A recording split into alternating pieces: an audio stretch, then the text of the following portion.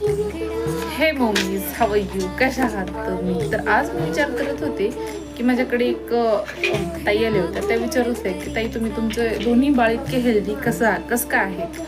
मी म्हटलं मी काहीच ॲड केलं नाही. माझे मिस्टर डायटिशियन आहेत, ते मला सगळं सांगतात.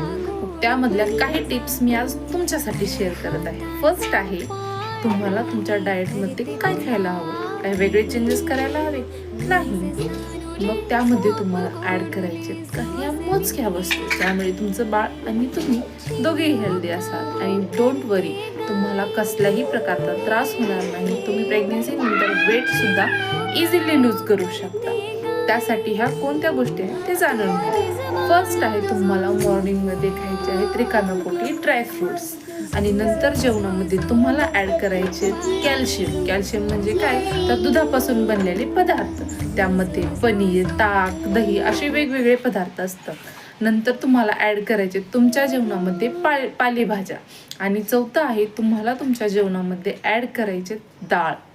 डाळीमुळे तुम्हाला वेगवेगळे विटॅमिन्स मिळून जातात. विटॅमिन्स आणि प्रोटीन्स हे तुमच्या बाळाच्या वाढीसाठी खूप महत्त्वाचे आहेत ना. Last but not a list, तुम्हाला स्मोकिंग, ड्रिंकिंग असं काहीच करायचं नाही आहे. कारण त्याचा परिणाम डायरेक्ट बाळावर होतो.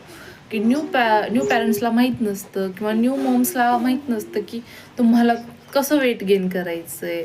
त्यासाठी तुम्ही मला फॉलो करायला विसरू नका. Bye bye mommies.